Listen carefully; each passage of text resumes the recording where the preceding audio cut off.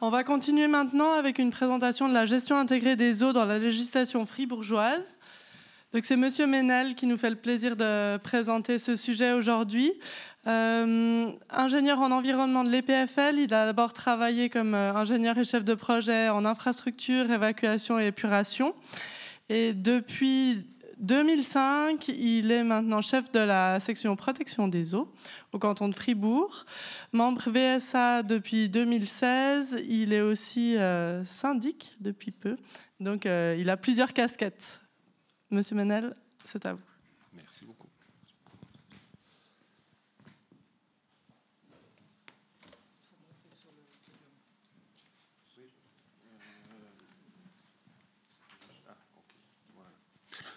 Mesdames, Messieurs, bonjour. C'est un grand plaisir pour moi d'être devant autant de participants.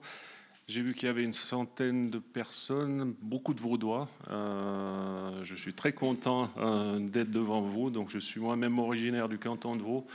J'ai grandi au bord du lac Léman, raison sans doute pour laquelle que j'ai choisi de m'investir pour la protection de ressources de cette importance et de cette qualité. Voilà. Je vais vous donner un petit peu, donc je vais vous parler de ce qui se fait dans le canton de Fribourg. Donc tout d'abord, deux dates qui sont importantes chez nous.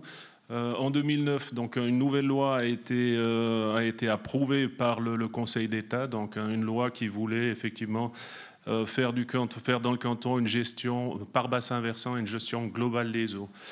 En 2021, donc 12 ans après, donc nous avons terminé la planification cantonale, donc un plan sectoriel de la gestion des eaux que je vais vous présenter aujourd'hui dans les grandes lignes. Donc c'est un document que je vous invite à découvrir sur notre site, mais qui va dans le sens d'une gestion intégrée par bassin versant. Je vais tout d'abord faire ce survol de ce document. Tout d'abord, vous parler d'un élément central. Ça pourrait faire l'objet d'une journée complète, voire d'une semaine. C'est tout d'abord la gestion des bassins versants, la délimitation des bassins versants. Donc, vous voyez sur cette carte, à ma droite, la petite carte donc, qui montre un petit peu les bassins versants techniques actuels, les bassins versants d'épuration, donc tout ce qui se passe au niveau du canton de Fribourg aujourd'hui au niveau de l'épuration, régionalisation de l'épuration. Et puis vous avez à droite, à ma gauche, excusez-moi, donc la délimitation telle qu'elle est définie aujourd'hui, donc au niveau du canton de Fribourg. Ça a été un travail important qui n'est d'ailleurs pas terminé. Donc, on est parti vraiment d'une approche hydrologique. On voulait faire les bons élèves en faisant vraiment une gestion de l'eau par bassin versant hydrologique. Quand on s'est retrouvé confronté avec des communes pour leur expliquer qu'elles allaient se retrouver comprises sur 4 bassins versants, donc évidemment, donc on a eu certaines réticences. Donc là, on a tout d'abord arrondi un peu pour veiller à ce que les communes ne doivent pas participer à trop de bassins versants. Donc en principe, c'est un bassin versant par commune. Et puis après, donc il y a d'autres thèmes qui se sont ajoutés. Donc l'eau potable a été intégrée au service de l'environnement il y a 4 ans, donc ce qui n'était pas le cas avant. Et puis on s'est rendu compte que par rapport à notre délimitation, quand on rajoute l'eau potable, donc on a une configuration du territoire qui est totalement différente, des associations qui sont totalement différentes, raison pour laquelle on va encore ouvrir cette année encore une dernière consultation pour éventuellement adapter cette vision du canton. C'est clair que les communes souhaitent aussi qu'on puisse utiliser des associations qui sont importantes et qui sont déjà actives. Et voilà, il faut trouver juste le bon équilibre entre la volonté de la gestion des eaux donc, et la réalité politique pour trouver le bon compromis. Le deuxième aspect, donc gestion cyclique, donc dans le canton de Fribourg, donc on a prévu d'avoir une gestion qui se fasse chaque 10 ans. Tout d'abord, des études relativement détaillées pour pouvoir définir l'état des eaux, mettre en évidence les différents déficits dans les différents domaines des eaux superficielles, des eaux souterraines, de l'aménagement de cours d'eau et de l'évacuation et de l'épuration des eaux.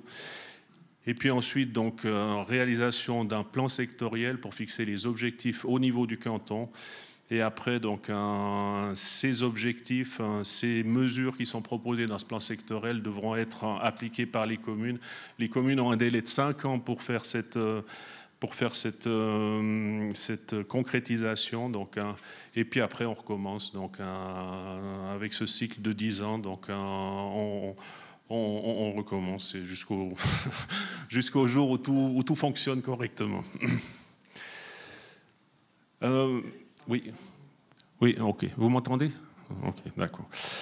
Tout d'abord, stratégie, objectif. Je vais passer très vite. Donc, ça, c'est un chapitre qu'on a établi pour les lecteurs pressés. Donc, on a vraiment défini notre stratégie en 12 points. Donc, trois objectifs qui concernent la gestion des eaux. Donc, on veut global, durable et par bassin versant, comme j'ai dit tout à l'heure. Concilier les eaux et le territoire, donc notamment pour la protection des crues contre les crues, la revitalisation. Et puis la protection des eaux, donc la surveillance, on verra tout à l'heure, donc c'est un élément très, très important. Donc on doit avoir un système de surveillance qui nous permet de savoir quel est l'état de nos eaux, quels sont les déficits et où on en est surtout avec l'évolution des mesures qui ont été planifiées. Il y a toute la problématique de limitation des risques des pollutions, donc la problématique des ouvrages hydroélectriques également. 2 objectifs qui concernent l'approvisionnement en eau potable, donc qu'il faut gérer même en temps de crise, et puis veiller aussi à ce que les infrastructures qui sont existantes puissent être préservées de manière durable. Et puis finalement, les 2 derniers objectifs, concilier gestion des eaux et agriculture productive. Vous verrez, le terme agriculture productive a dû prendre une année pour être défini. Donc, c'est toujours difficile de discuter avec les milieux agricoles. Mais l'objectif, c'est vraiment d'améliorer notre collaboration entre la gestion des eaux et l'agriculture. Je pense que des solutions existent. Mais il faut vraiment qu'on discute entre ces différents milieux pour savoir qu'à certains endroits, des mesures relativement strictes sont nécessaires pour protéger nos ressources. Et puis à d'autres endroits, donc, il y a un peu plus de latitude pour pouvoir faire de l'agriculture productive. Un autre élément, donc peut-être donc les différents objectifs qu'on a fixés dans cette planification. Donc il y a 2 types d'objectifs. Les objectifs à long terme, donc là c'est les objectifs qui sont vraiment, c'est la vision après 2 ou 3 cycles. En général, ça se rapproche des bases légales qu'on doit respecter. Et puis ce qui est surtout important pour nous, c'est les objectifs opérationnels. Donc on a élaboré 150 objectifs qui permettent une vision à 10 ans, donc comme j'ai dit tout à l'heure, donc c'est la durée du cycle qu'on a choisi. Donc l'objectif, c'est pas de définir des objectifs disproportionnés, mais vraiment des objectifs qui sont atteignables dans un délai raisonnable. La partie 2 de ce document traite de l'état des eaux. Donc on a tout d'abord un système de surveillance qui a été mis en place. Donc je ne vais pas aller dans les détails. Peut-être juste préciser qu'un des gros déficits de notre système de surveillance, c'était la quantité des eaux souterraines. C'est vrai qu'on s'est relativement peu soucié ces dernières années de la quantité des eaux à disposition pour l'alimentation en eau potable. On voit depuis quelques années qu'on doit quand même s'inquiéter avec les changements climatiques, de la diminution de certaines ressources. Donc là, il y a tout un système de surveillance qui va être mis en place, amélioré au niveau du canton. Ça ne veut pas dire que ces données ne sont pas existantes, elles existent, mais en général, elles sont justement chez les communes, chez les distributeurs. Et puis, c'est important malgré tout qu'il y ait une synthèse qui puisse se faire au niveau du canton, pas seulement pour informer la Confédération, mais aussi pour informer surtout la population de l'état des ressources dans le canton. L'état des eaux, donc on a fait, alors ça c'est un gros travail, donc je vous donnerai juste quelques exemples. Donc on a fait un travail d'évaluation de la qualité des eaux. On voit ici une carte qui symbolise l'état chimique des eaux superficielles dans le canton de Fribourg. On a toujours cet ordre, donc tout ce qui est rouge c'est pas bon, tout ce qui est bleu c'est très bon. Donc, et on voit finalement une séparation qui se retrouve dans pas mal de cartes. Donc c'est qu'on a vraiment une qualité qui est relativement bonne à très bonne, donc sur la partie des préalpes et sur la partie intermédiaire. Par contre, tout ce qui est secteur plateau, donc on commence à avoir des difficultés, des alertes par rapport à certains éléments chimiques ici. Donc voilà un petit peu les résultats au niveau de l'état des eaux.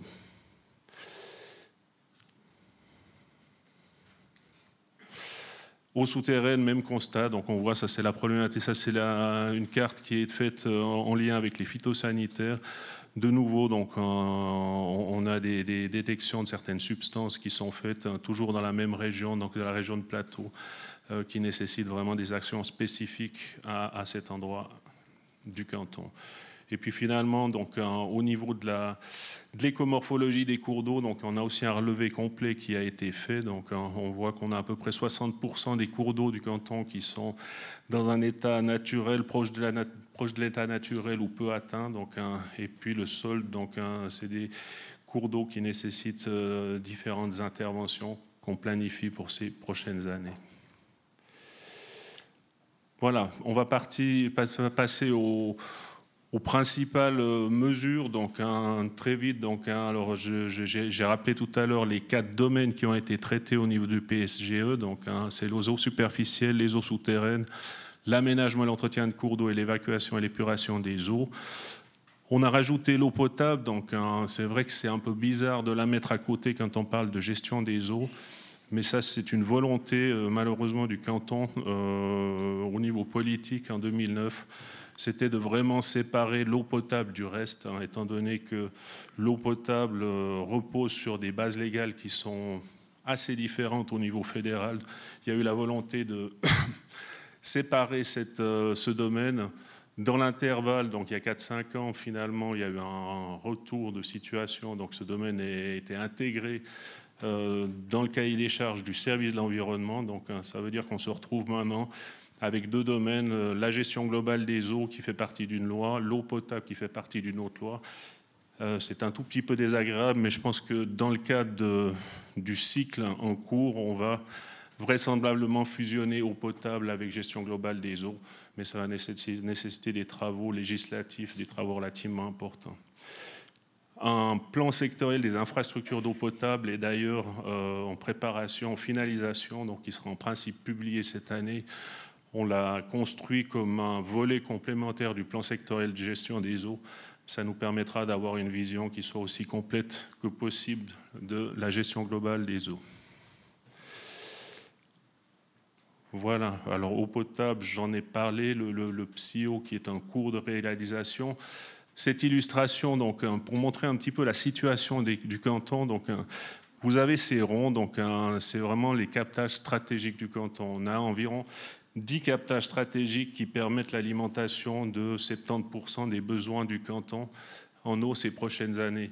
Et puis vous avez ici tout ce qui est en bleu, c'est les schémas actuels de transfert entre les différents bassins versants. On voit qu'on a énormément d'eau, surtout dans les préalpes, et puis on voit de nouveau au niveau du plateau qu'on a vraiment des déficits.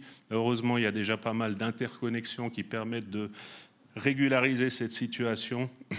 Mais de nouveau, quand je vous parlais tout à l'heure des fameux bassins versants, on voit maintenant que nos 15 bassins versants, quand on construit quand on les met en relation avec tous ces transferts d'eau potable, on voit que le principe de gouvernance dans le domaine de l'eau potable est souvent extrêmement différent de ce qu'il est au niveau de la gestion globale des eaux. L'eau potable, juste un schéma pour vous rassurer. Donc effectivement, j'ai parlé tout à l'heure de certaines insuffisances au niveau des captages d'eau souterraine. Donc elle est marquée par les points, donc en rouge ou en jaune. Par contre, au niveau de l'alimentation en eau potable, donc, ça c'est les surfaces qui sont tramées en vert ou en bleu.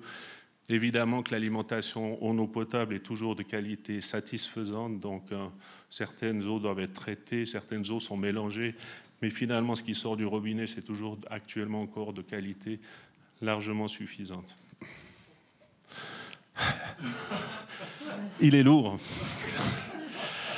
Il est lourd. Eau et agriculture, j'en ai parlé tout à l'heure, ça je ne vais pas m'attarder.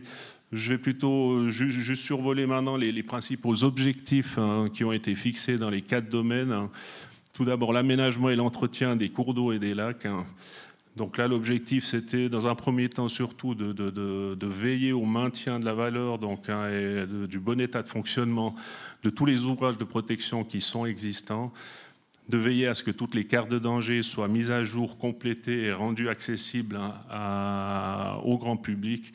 Et puis finalement, pour les protections qui restent encore à entreprendre, que les projets soient réalisés, priorisés. Cette carte montre à titre indicatif le nombre de bâtiments qui sont concernés par commune par des problèmes de protection contre les crues. On voit de nouveau que certaines communes, il y a un déficit relativement important qui nécessiteront de projets à réaliser de manière prioritaire. L'espace réservé aux eaux, donc le canton de Fribourg a publié l'année passée donc là, les cartes de l'espace réservé aux eaux. Il reste maintenant à les faire intégrer au niveau des plans d'aménagement locaux des communes et puis également de veiller à ce que les surfaces agricoles qui sont situées dans ces espaces puissent être exploitées de façon extensive. La revitalisation des cours d'eau, donc évidemment quelque chose de très important. Ce qui est prévu, donc, c'est dans les 10 prochaines années, la réalisation de 20 à 30 km de revitalisation et puis l'élimination de 10 à 30 obstacles à la migration piscicole. Concernant les eaux superficielles, donc vous avez ici de nouveau une image du canton donc, avec l'importance des déficits qui ont été constatés de manière globale, donc sur la base de toutes les investigations qu'on a réalisées. Donc de nouveau, vous voyez du bleu au niveau au niveau des préalpes, au niveau de la zone intermédiaire, et puis plus on s'approche du plateau, on a quand même des zones où des déficits relativement plus ou moins importants, en tout cas, ont été constatés. L'objectif, c'est vraiment de déterminer la cause de ces déficits aujourd'hui. Souvent, quand on investigue au niveau des eaux, on sait qu'il y a un déficit. Après, retrouver s'il est d'origine agricole, industrielle ou lié à une autre activité, c'est quelque chose qui est toujours plus difficile et c'est le travail qui doit être réalisé maintenant avec la collaboration des régions pour définir la cause de ces principaux problèmes. Force hydraulique, il me reste 5 minutes, donc je vais survoler certains slides. Celui-ci, je ne vais pas m'attarder. L'irrigation agricole non plus. Je vais m'attarder par contre sur les eaux souterraines.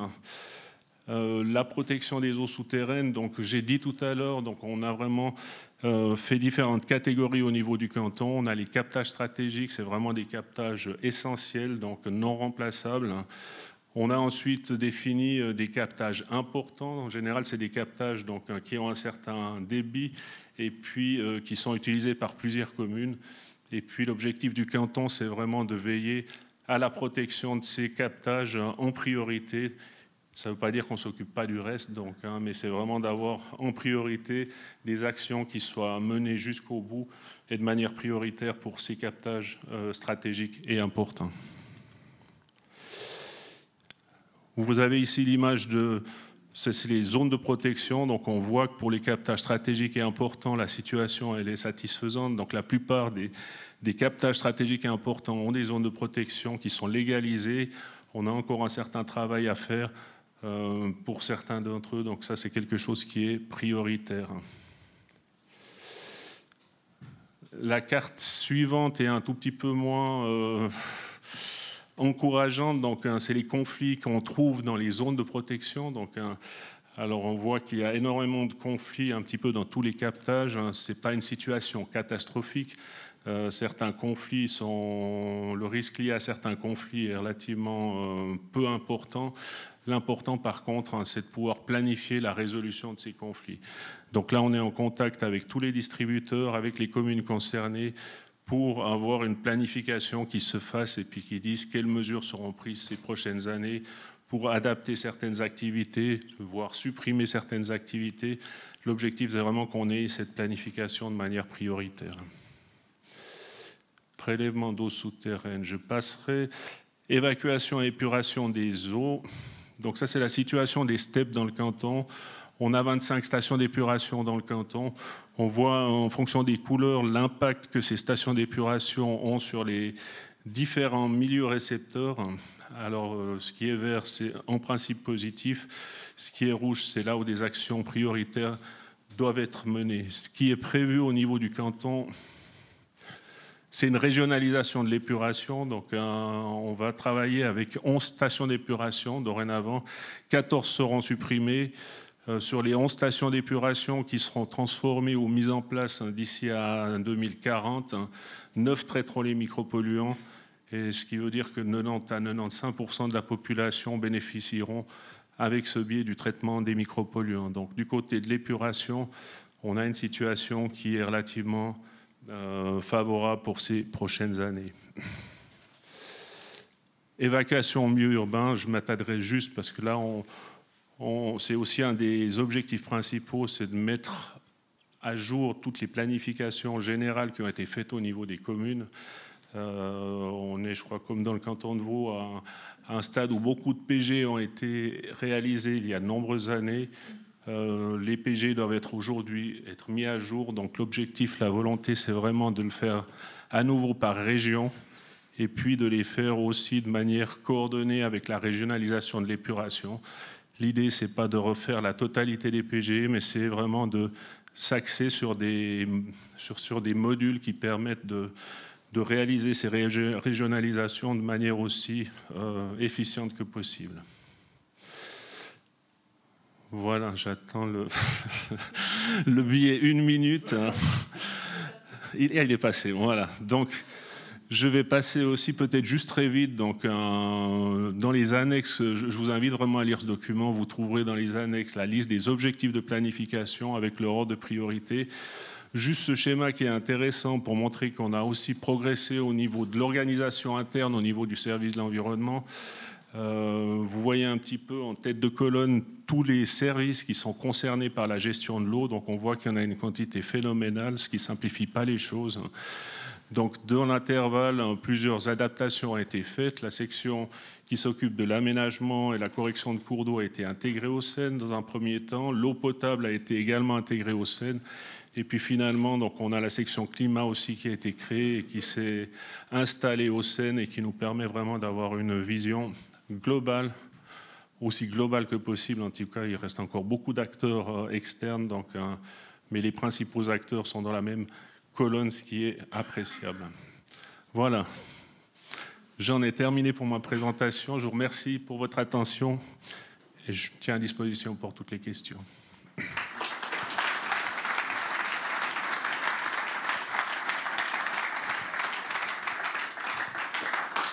Merci beaucoup. Je vois que les mains sont déjà debout. On ne va pas perdre de temps. Ouais, merci beaucoup, Eric, pour ta présentation. C'est vrai qu'un plan sectoriel alors, qui est fortement ancré alors, dans une loi cantonale, relativement fraîche, une loi qu'on vous envie un peu, quelque part, puisqu'on n'a peut-être pas, nous, autant d'éléments sur le canton de Vaud. Je reviens par rapport à la démarche d'établissement, qui a pris quand même 10 ans, en fait, et du caractère participatif, en fin de compte, de cette démarche. Alors, vous n'avez pas forcément sur Fribourg le même rapport aux communes que le canton, mais est-ce que vous avez pu vraiment intégrer pleinement les autres acteurs, les distributeurs d'eau, les organismes, organisations non gouvernementales, les milieux agricoles, est-ce que vous avez vraiment pu faire une démarche participative? Puis est-ce que tu peux nous la décrire un peu? Merci. Alors, on a effectivement essayé d'avoir une démarche participative. On a régulièrement informé les communes. Donc, on a fait de nombreuses séances d'information à chaque fois qu'on avait une étape importante. Par contre, ce qu'on s'est rendu compte, justement, donc, c'est là où le milieu politique est important, c'est que à quelque part, on aurait dû faire ça en 5 ans, le temps d'une législature, parce qu'on a travaillé avec des acteurs pendant 5 ans, et puis finalement, on s'est retrouvé avec un changement de législature, un changement de directeur, des changements aussi de responsables au niveau des communes, et puis finalement, on est presque obligé de recommencer à zéro, de recommencer de convaincre. Donc là, je pense que ce qui est important, c'est vraiment d'avoir une démarche aussi participative que possible, mais également aussi courte que possible.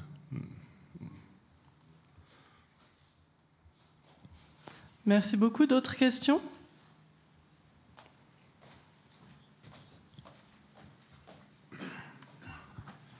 Merci. Vous avez parlé de l'espace réservé aux eaux que vous avez essayé de mettre en place. J'ai une question à ce sujet. Quand on remet un cours d'eau à ciel ouvert dans un milieu agricole, par exemple, c'est déjà compliqué avec l'agriculteur de lui faire comprendre qu'il y a une partie de son terrain qu'il ne va plus pouvoir exploiter parce qu'il y aura de l'eau à la place, il y aura la rivière. Mais en plus, dans l'espace réservé aux eaux, il va y avoir toute une zone dans laquelle il ne va plus pouvoir exploiter comme il le faisait avant, notamment avec des différents produits chimiques et des choses comme ça. Et là, ça devient vraiment difficile de travailler avec eux, parfois. Alors, comment est-ce que vous gérez le fait que dans cet espace réservé aux eaux, il y a aussi des pertes de rendement qui sont possibles liées à cette renaturation?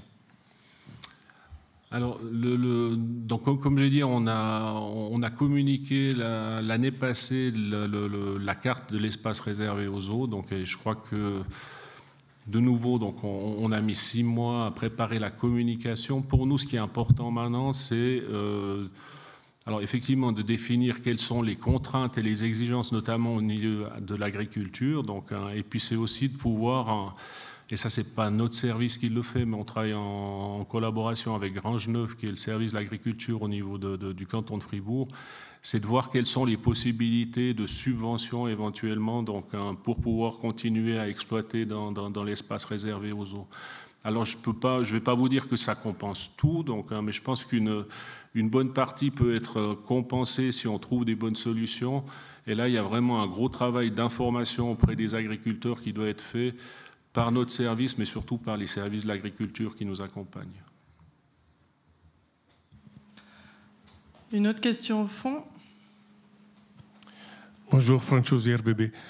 Vous avez parlé de zones de conflit avec les eaux souterraines, les zones de protection des eaux souterraines. Est-ce que vous avez déjà des cas de jurisprudence ou des jugements pour dire lequel des deux biens est prioritaire? Est-ce que c'est l'eau d'arrosage, l'eau de culture, l'eau de surface, ou c'est l'eau potable, l'eau souterraine? En principe, dans la plupart des cas, donc l'eau potable est tout en dessus. Donc, mais ça, c'est vraiment très théorique, donc, parce que souvent dans pas mal de dossiers, on se retrouve finalement dans des cas où vous avez je donne des exemples, des routes qui sont construites, des canalisations qui sont construites, mais ça fait des années. Donc, et puis finalement, la problématique des zones de protection donc, et de la délimitation officielle des zones de protection, elle est venue après. Donc, dans ce genre de configuration, c'est toujours difficile au niveau juridique d'aller expliquer que les eaux potables, même si les zones de protection et les exigences qui sont liées sont venues après, c'est elles qui sont prioritaires. Ça ne veut pas dire que ce n'est pas prioritaire, mais ça veut dire... c'est des grandes complications au niveau juridique et puis surtout au niveau de la répartition des coûts. Si on veut déplacer une infrastructure, qui c'est qui va la prendre en charge, etc. etc.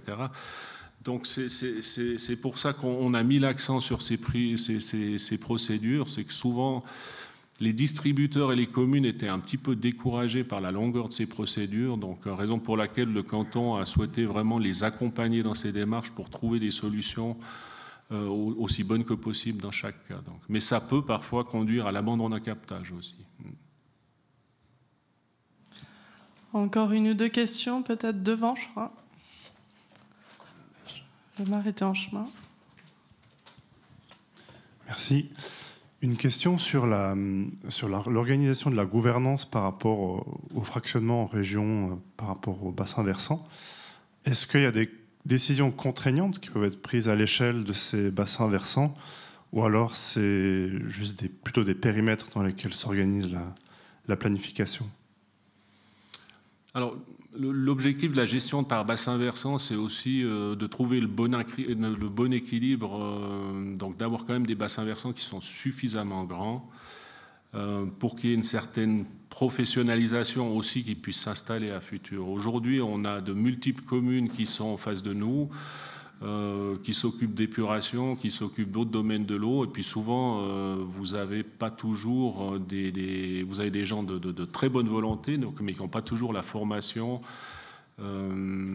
pointu dans tous les domaines liés à l'eau. Donc on voit que ça devient de plus en plus complexe, justement, le domaine de l'eau. Donc l'objectif, c'est vraiment avec ces grandes associations de permettre aussi d'avoir un soutien technique au niveau de ces associations qui puissent se mettre en place, qui puissent être mis en place à des coûts raisonnables pour les communes.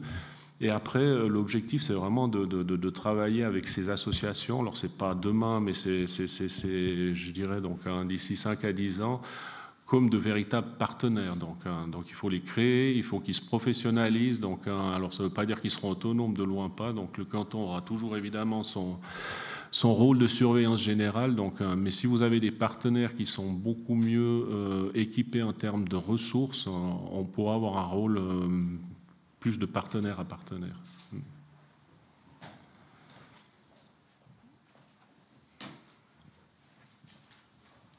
On va prendre une dernière question avant les cafés. Merci, quel honneur. Oui, Eric, il y a un aspect que tu n'as pas mentionné là-dedans, mais qui peut-être intéresse pas mal de personnes, dont moi, dans la salle. Au niveau du financement, parce qu'il y a pas mal de travaux qui sont à faire, de collecte de données, etc. Comment est assuré le financement de cette gestion par bassin versant, et est-ce suffisant ou insuffisant? Alors, on a prévu on donne la possibilité aux communes de prélever une taxe de 5 centimes sur le volume d'eau potable consommée. Donc, une partie du financement peut être prélevée par les communes de cette manière. Est-ce que ça va suffire? Donc, je crois que l'objectif, c'est aussi, on est justement ici dans une phase où on est en train d'élaborer les cahiers des charges détaillés pour les plans directeurs de bassin versant. L'objectif, c'est de les publier cette année, et puis pour pouvoir permettre aux communes de démarrer leurs tâches. L'objectif, c'est que les montants nécessaires coïncident le plus possible avec ces 5 centimes par mètre cube. L'objectif, c'est aussi l'objectif de cette gestion cyclique. C'est pas forcément de tout vouloir réaliser tout de suite, donc, mais c'est pouvoir en profiter des moyens qu'on a à disposition pour réaliser les objectifs prioritaires. Donc c'est un peu comme ça qu'on imagine. Ça coûtera sans doute un tout petit peu plus cher, donc, mais en tout cas on essaye de rester dans la cible de ces 5 centimes par mètre cube pour chaque bassin versant. Parfait. Merci beaucoup, Monsieur Menel.